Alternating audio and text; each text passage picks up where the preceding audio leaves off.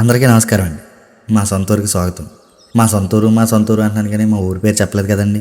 మా ఊరి పేరు పాసర్లపూడి. మా ఊరి గురించి చెప్పాలంటే చాలా ఉందండి. ఆ గోదావరి, ఆ పైడి పంటలు, పిల్ల కాలువలు, కొబ్బరి చెట్లు, అబ్బో ఇలా చెప్పుకుంటే చాలా ఉన్నాయండి. అవన్నీ తర్వాత మాట్లాడుకుందాం కానీ మా ఊరిని, మా ఊరి ప్రజల్ని ఏ ఆపద వచ్చినా స్వామి అని తెలుసుకుంటే కాపాడే శ్రీ వీరభద్ర స్వామి వారి విశిష్టత మీ అందరికీ తెలియజేయాలని నా చిన్న ప్రయత్నం. అన్ని దేవతలను, దేవులను ఎంతో భక్తి శ్రద్ధలతో పూజిస్తాం, కానీ ఎందుకో మాకు వీరభద్రుడు అంటే కొంచెం మమకారం ఎక్కువ. ఆ మహాశివరాత్రి మొదలవుతుంది అనిపించుకుని 10 రోజుల ముందు నుంచేసి ఈ వీరభద్ర స్వామివారి సంబరాలు మొదలైపోతాయి. ఆయన సంబర మహోత్సవాలని కనువిందుగా చూడాలంటే మా పాసిలిపూడి అని నేను గర్వంగా చెప్పుకుంటాను. జై వీరభద్ర. మామిడి కుదురు మండలం పాసర్లపూడి బాడవ జగతావారి వీరభద్రుడు. మాది నుంచి 4వ తరం. 4 తరాల నుంచి ఆయన ఇక్కడ వెలసిన దేవుడు. ఆయన మేము చూసిన ఎన్నో లీలలు ఉన్నాయి మేవెరిగి. అంటే మా తండ్రులు, మా తాతలు కూడా ఎంతో విధంగా, ఎంతో భక్తి శ్రద్ధలతో ప్రతి సంవత్సరం కూడా శివరాత్రి రోజుని ఇక్కడ సంబరం అంటే సంబరం ప్రగలు జరుగుతుంది, నైటు జరుగుతుంది. నైటు నిప్పులు గుణం కూడా ఉంటుంది.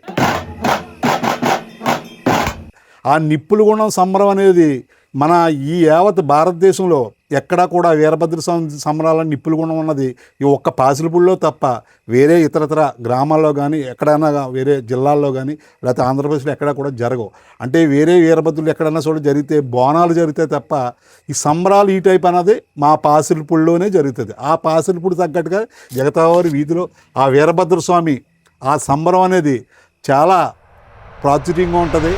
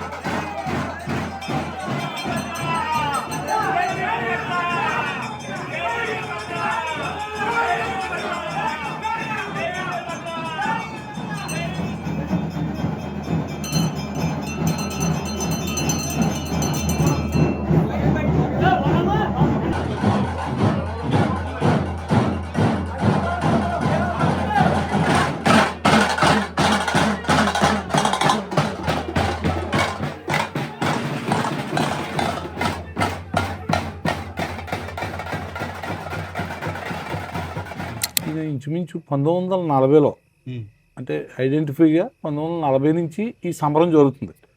మా తాతల కాడి నుంచి కూడా చేసుకుంటూనే వస్తున్నారు.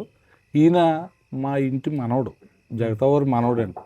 ఆయన వీరభద్రుడయ్యి ఇక్కడ సంబరం చేయమని అడిగి ఆయన లీలలు చూపెట్టడం వల్ల ఇలా 4 తరాల నుంచి మా పెద్దలు చేసుకుంటూ వస్తున్నారు.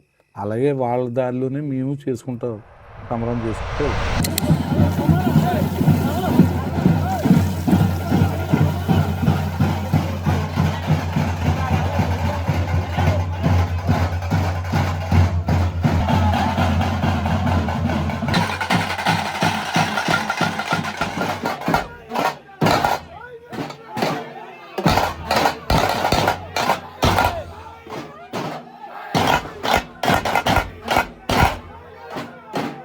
పెద్దలు చెప్తూ ఉంటారు ఒక సిద్ధపురుషుడు గురించి. ఆయన సిద్ధిత్వం పొందిన సిద్ధపురుషుడు. ఆయన ఒంటి మీదకి వచ్చినప్పటికీ ఆ పాదస్పర్శ వెళ్తే మన ఒంట్లో ఉన్న రోగాలు కొన్ని పోతాయి. ఈవేళ ఇంతటి కార్యక్రమం జరుగుతుందంటే దీనికి వెనకాల ఆస్తులు ఏమీ లేవండి. ఆయన శక్తికి మనం చేస్తే ఆయన కార్యక్రమానికి ఆ డబ్బు ఆయనే తెచ్చుకుంటాడు. అది ఎలాగొస్తుందో మాకు తెలీదు. ఈ రోజుకి మేము 40 సంవత్సరాల మట్టి నుంచి ఈ కార్యక్రమంలో పాలు పంచుకుంటున్నాం. 40 సంవత్సరాల నుంచి మా వయసుకు తగ్గట్టు అది వచ్చి భక్తులందరికీ కూడా వచ్చి దండం పెట్టుకుని వాళ్ళు ఏదన్నా మనసులో కోరుకుంటే వాళ్ళకి ఆ కోరికలు తీరుతాయి. వాళ్ళకు దోసింది 5,000 ఇవ్వచ్చు, 10,000 ఇవ్వచ్చు, 100 రూపాయలు ఇవ్వచ్చు, 50 రూపాయలు ఇవ్వచ్చు. వాళ్ళ స్తోమతకు తగ్గట్టు ఆ భగవంతుడిని తలుచుకుంటే ఆ డబ్బులు వస్తాయి. కాబట్టికి వాళ్ళకి మంచి జరుగుతుంది కాబట్టి భక్తులకి ఇక ఇంతటి కార్యక్రమం మేము చేయగలుగుతున్నాం. ఈయనకి వెనకాల ఏమీ లేవు, ఆయనకి ఆయనే తెచ్చుకుంటాడు. ఇది ఎవరి గొప్పతనం కాదు, గొప్పతనం ఆయనది, ఆయన మహిమ. ఆయన మహిమ. అప్పటి నుంచి కూడా శివరాత్రిలోనే చేస్తారు. శివరాత్రి రోజునండి, ఇంకో రోజు జరగదండి. శివరాత్రి రోజే ఎందుకండి? శివరాత్రి రోజున అన్నది శివుడికి సంబంధించింది కాబట్టి, ఈ వీరభద్రుడు కూడా శివుని వంశే కాబట్టి ఆ రోజు శివరాత్రి రోజున ఇక్కడ ఈ సంబరం జరుగుతుంది. ఈ వీరభద్రుడి సంబరానికి అంత పవర్ రావడానికి కారణం ఏంటంటే ఆ రోజు శివతాండం ఉంటుంది, రుద్రతాండం ఉంటుంది, నైట్ అగ్నిగుండం ఉంటుంది. అర్థమైందా మీకు? అట్లాగే తెల్లవారు కూడా జాగారం కూడా ఉంటుంది. ప్రతి ఒక్కరికి కూడా ఈయన్ని తరించుకుంటే ఇమీడియట్గా ఏది అవుతే అది తలుచుకుంటే అది ఖచ్చితంగా పని అయి తీరుతుంది. అంత నమ్మకం ఈ వీరభద్రుడు అంటే. ఆ నమ్మకమే ఈ రోజుని ఇంత వైభవంగా రావడానికి కారణం. బాబాయ్ గారు, మీరెంత వైభవంగా చేస్తున్నారు, మీరు అందరూ కలిపి ఎంత వైభవంగా చేస్తున్నారు. ఆయన మీకు ఏం చేశారు ఇంత వైభవంగా చేయడానికి? మీకు ఆయన చేసిన మహిమలు ఏంటి? ఈ వీరభద్ర స్వామి కనిపించడానికి కారణం ఏంటంటే దానికి ఆ నక్షత్రం ఉండాలి. ఆ నక్షత్రం ఉన్న వాళ్ళకి కనబడతాడు వీరభద్రుడు అంటే, అందరికీ కనిపించడం. మనకు కావాలి మన కుర్రోళ్ళని కనిపించాలని మనం అనుకున్నా అది జరగదు. ఆయన నక్షత్ర వంశని పుట్టాలి, కనిపించి గణాసరికి ఆ నక్షత్ర వంశని పుట్టినోడికే ఆయన కనబడతారు. అలా కనిపించి అలా తరం ఇంచుమించు 4వ తరం ఇది. ఇప్పుడు వచ్చింది 4వ తరం. ఈ 4 తరాల్లో ఇంచుమించు మేము 3 తరాలు చూసాం. 3 తరాల్లో ఈయన లీలలో మామూలు లీలలు కాదు. ఎందుకంటే మీకు మచ్చుతునగా మీకు 3 చెప్తాం. మూడు మాకు శివరాత్రికి ఒక నెల 2 నెలల ముందు లింగం తీస్తానని చెప్పి ఈయన ముందే, అంటే శివరాత్రి నెలలకు ముందే నేను శివరాత్రి రోజున లింగం తీస్తాను, ఆ లింగానికి సంబంధించి ఆ వ్యక్తులు ఎవరో ఉన్నారు దానికి వాళ్ళు చేసుకుంటారు, మీరు చేయవలసిన పని ఏంటో నేను ఆ రోజున చెప్తానని చెప్పాను. శివరాత్రి రోజుని ఆయన అనుకున్నట్టుగానే లింగం తీయడానికి ప్రయాణం చేశాడు. అప్పుడు దాకా కూడా మాకు ఎవరికి తెలీదు ఆ లింగం ఎక్కడ తీస్తారో ఇది ఏంటని చెప్పి మేమే టెన్షన్ పడ్డాం. అంటే ఆ టైంకి ఆ లింగం కనుక తీయకపోతే మళ్ళీ వీరభద్రుడికి ఏదన్నా మచ్చ వస్తుందేమో అని మేము భయపడిన ఆ సందర్భాలు కూడా ఉన్నాయి మాకు. ఎందుకంటే దేవుడితోడు మరి మహిమ కదా, ఆ మహిమ ఈ రోజుల్లో పబ్లిక్గా చూపించడం అంటే అది సామాన్య విషయం కాదు.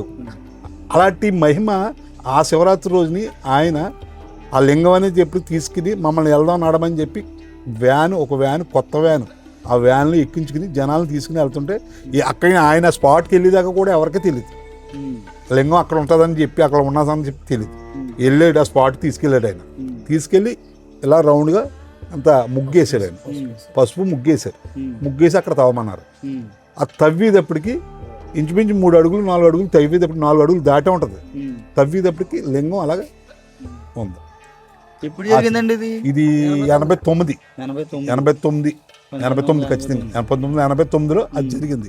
ఆ లింగాన్ని ఆయన ఒంటి మీదే పెట్టుకుని భూమి మీద కాలు పెట్టకుండా అలాగ తీసుకుని, అంటే ఆయన చెప్పడం ఏంటంటే రేవు ఉంది కదా, ఆ రేవు దగ్గర ఆల్రెడీ మీరు ఒక తీని కింద కట్టి ఆ లింగం పోటుకి పాటుకి వచ్చేలాగా మీరు అక్కడ పెట్టేద్దాం, మనం దానికి సంబంధించిన వాళ్ళు ఎవరో వస్తారో అప్పుడు చూద్దామని చెప్పి ఆయన చెప్పడం జరిగింది.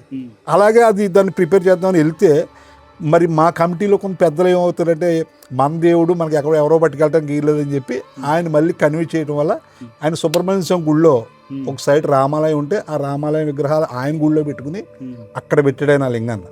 అదే రేవులో ఉన్న సుబ్రహ్మణ్య స్వామి గుడి. అదేనా, అదొక మహత్యం. 2, ఇప్పుడు ఎవరికైనా ఒంట్లో బాగోలేదనుకో, నిజంగా కూడా మాకెవరికీ తెలిసేది కాదు. ఆ గణాసరికి ఆయన ఎక్కడికో వెళ్ళి ఏదో ఉపాధి మీద ఎక్కడికో 15 రోజులు వెళ్ళిపోయేవాడు.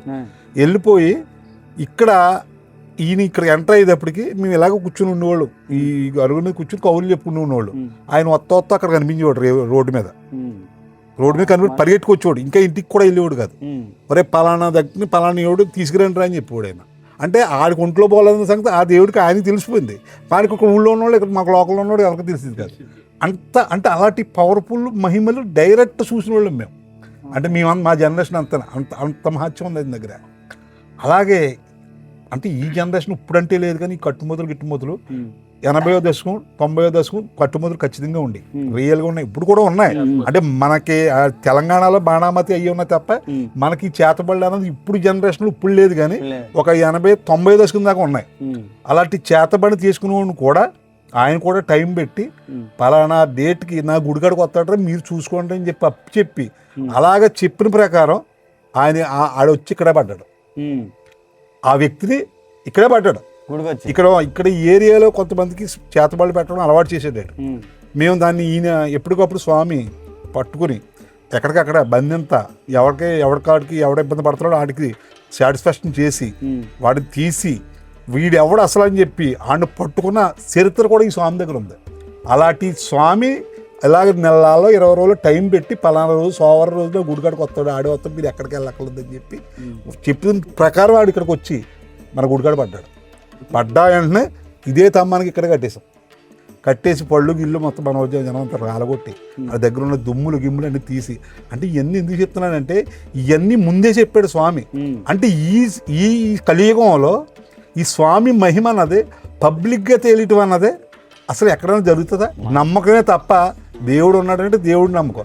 కానీ ఇక్కడ స్వయం దేవాది దేవుడిన వీరభద్ర స్వామి అంత పవర్, అంత నమ్మకం ఈ వీరభద్ర అంటే. అలాంటి చరిత్ర ఉంది ఈ వీరభద్రకి. ఉదాహరణకి నేనేనండి, ఏమంటే నాకు మనవడిని ఇచ్చాడు హ్యాపీగా. ఫస్ట్ టైం క్యాన్సిల్ అయింది, డైరెక్ట్ అన్నాడు మంచి చక్కెర ఇస్తానరా నీకు అన్నాడు మా అబ్బాయికి అండి. అలాగే ఇచ్చాడండి ఆయన. అవి మేము అటువంటి అన్నీ ఎన్నో కళ్ళకు కట్టినట్టు చూస్తూ ఉంటామండి. ఆయన గుడి దగ్గరికి వస్తారండి శివరాత్రి రోజున. అదేని భార్యాభర్తలు ఇద్దరు వస్తారు, పిల్లలు లేని వాళ్ళు, వాళ్ళకి అట్టుబండి ఇస్తారండి, వాళ్ళకి మంచి జరుగుతుంది. నా చిన్నప్పటి నుంచి ఈ సంబరాన్ని చూస్తూనే వచ్చాను. సంబరం 5 రోజులు కాకుండా ఇక్కడ ఉండే ప్రజలందరికీ ఎలా ఉంటుందంటే ఒక నెల రోజుల ముందు నుంచి ఈ శివరాత్రి వాతావరణం అనేది వచ్చేస్తుంది. ఎట్లా అంటే ఇప్పుడు మనకి సంక్రాంతి అయిన వెంటనే ఈ నిప్పులగుండం కోసం పొలగెళ్తారు. సో ఆ రోజు నుంచి స్టార్ట్ అవుతుంది. ఆ రోజు నుంచి స్టార్ట్ అయిన తర్వాత మళ్ళీ శివరాత్రికి ఒక 3 వారాలు ఉందనగా ఈ మనకి పందిరేయడం, లైటింగ్ పెట్టడం, ఈ హడావిడి అంతా ఎలా ఉంటుందంటే ఒక పండగ వాతావరణాన్ని సూచిస్తుంది. ఇక్కడ అంగరంగ వైభవంగా మాకు సంబరం జరుగుతుంది, వీరభద్ర స్వామి సంబరం. మేము ఊరంతా ఊరేగించి మేళతాళాలతో బాణాసంతో ఊరేగిస్తాం మహాశివరాత్రి రోజుని. అలాగే మధ్యాహ్నం 12 గంటల నుంచి భారీ సమరాధన జరుపుతాం. సంబరం పూర్తయిన అనంతరం నిప్పులు గుండం ఎంతవరకు అవ్వాలనేది స్వామివారు చూపించడం జరుగుతుంది. అలాగే మధ్యాహ్నం 3 గంటలకి జమ్మి పూజ జరుపుతాం. సాయంత్రం 6 గంటల నుంచి రాత్రి 9 గంటల వరకు సోలాల పూజ జరుపుతాం. ప్రభోత్సవం సాయంత్రం మొదలవుతుందండి. ప్రభోత్సవం అయిన అనంతరం ఇక్కడ ప్రోగ్రామ్ మ్యూజికల్ నైట్ స్టార్ట్ అవడం జరుగుతుంది. దాని అనంతరం స్వామివారు 2 గంటలకి కనిపించడం జరుగుతుంది, మేలుకోవడం జరుగుతుంది. తర్వాత సోలాల సంబరం జరుగుతుందండి. సోలాల సంబరం అయిన వెంటనే నిప్పులగుండం వెలిగించడం జరుగుతుంది. ఎంతో నియమనిష్ఠులతో ఎక్కడ దూరాల నుంచి ఎన్నో మొక్కుబడి పెట్టుకున్న బాలభక్తుల బృందం స్వామివారు ఆశీస్సులతో నిప్పులగుండం తొక్కడం జరుగుతుంది.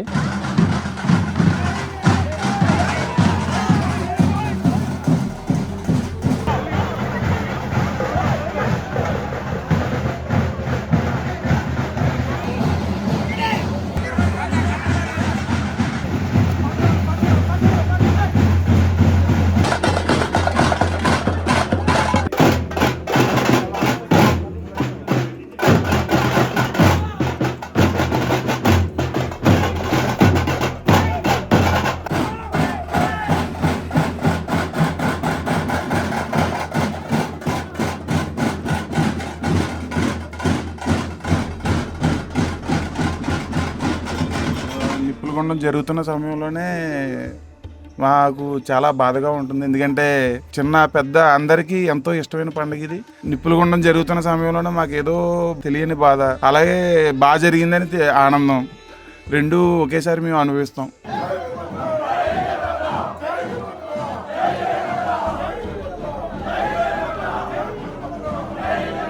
మరి విన్నాం కదా జగతవారి వీరభద్రుడి సంబర మహోత్సవాల గురించి. మనం మళ్ళీ నెక్స్ట్ వీడియోలో కలుద్దాం, ఇంకా ఎన్నో తెలుసుకుందాం.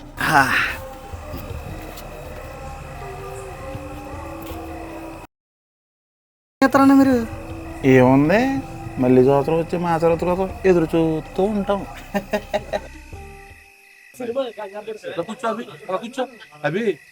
కూర్చోంటారా? ఇలా రండిరా, ఇంకెప్పుడు డెవలప్ అవుతారా మీరు? కూర్చున్నాను అలా.